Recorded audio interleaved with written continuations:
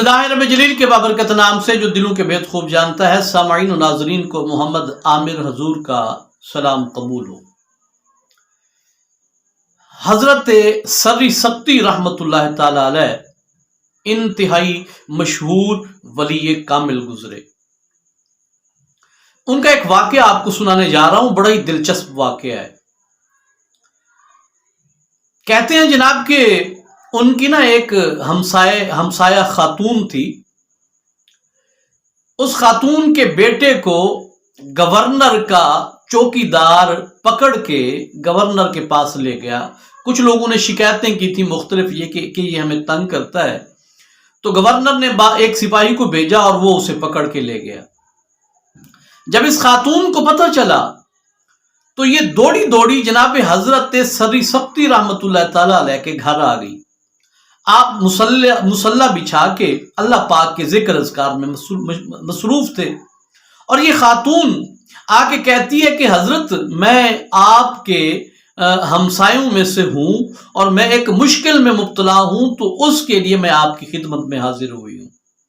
प्यारे दोस्तों, पहले तो हजरत सर्री सख्ती रहमतुल्लाह ताला अलैह के कहने के शराफत का क्या आला मायार और मकाम है कि एक हमसाया खातून को भी ये आके जनाब तारुफ करवाना पड़ रहा है कि मैं आपकी हमसाया खातून हूं और आपके करीबी घर में रहती हूं। यानी हम दीवार एक औरत है और जनाब हजरत सर्री सख्ती को उसका पता ही नहीं है। बहरहाल वो खातून ने आके बताया कि जनाब मेरे बेटे को गवर्नर ने सिपाही भेजा था, वो पकड़ के ले गया है और मुझे खतरा है कि गवर्नर मेरे बेटे को कोई अजियत ना पहुंचाए, कोई तकलीफ ना पहुंचाए, कोई जरर ना पहुंचाए।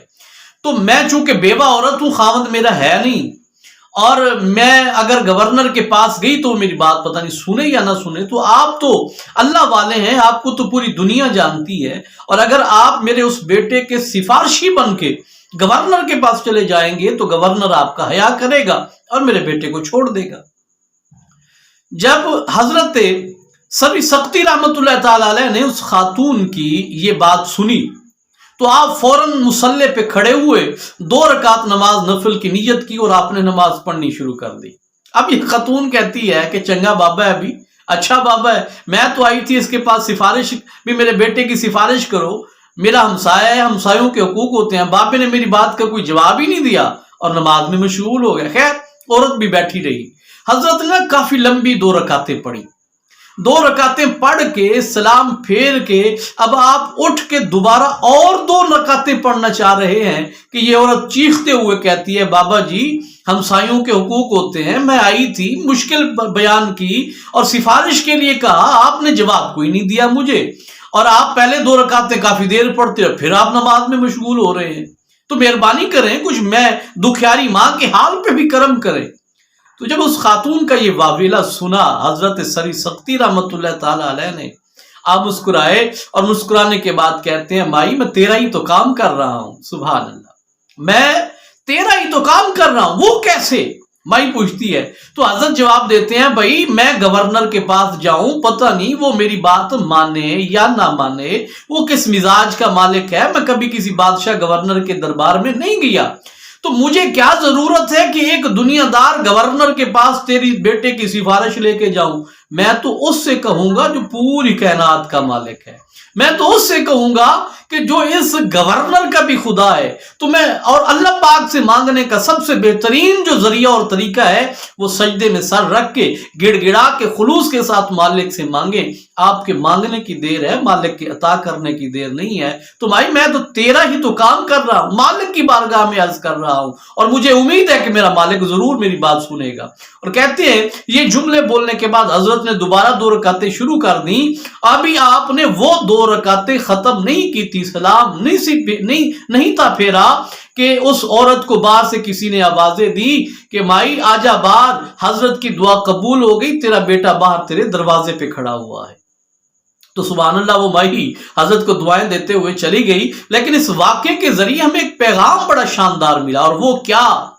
हजरत ने 2 बातें हमें सिखाई इस वाक्य के जरिए। पहली बात तो ये, वो कहते हैं کہ جناب جو پہلی اللہ پاک کی ذات پہ یقین دیکھو کتنا، وہ کہتے ہیں میں کیوں جاؤں کسی گورنر کے پاس، میں تو مالک سے ہی مانگوں گا۔ اور دوسرا پیغام وہ کیا دے رہے ہیں کہ جناب تم اللہ پاک بندے کے اللہ پاک سے محبت کرنے اور اس کی بارگاہ میں سجدہ ریز ہونے کی دیر ہے، اس مالک کے عطا کرنے کی کوئی دیر نہیں ہے۔ تو پھر میں اور آپ کیوں دیر کرتے ہیں؟ کیوں ہم ادھر ادھر بھٹکتے پھر رہے ہیں؟ جھکائیں سر، مالک کی بارگاہ میں ماتھے کو ٹکائیں اور اپنی آرزوئیں، اپنی تمنائیں، اپنی جناب دکھ تکلیف غم اس مالک کی بارگاہ میں پیش کر کے تو دیکھیں۔ وہ مالک بڑا غفور الرحیم ہے، وہ مالک بڑا ہی غفور الرحیم ہے، اتنا نوازتا ہے کہ انسان خود حیران ہو جاتا ہے کہ میری زبان سے جملے مکمل بعد میں ہوئے، اللہ پاک نے مکمل انہیں پہلے کر دیا۔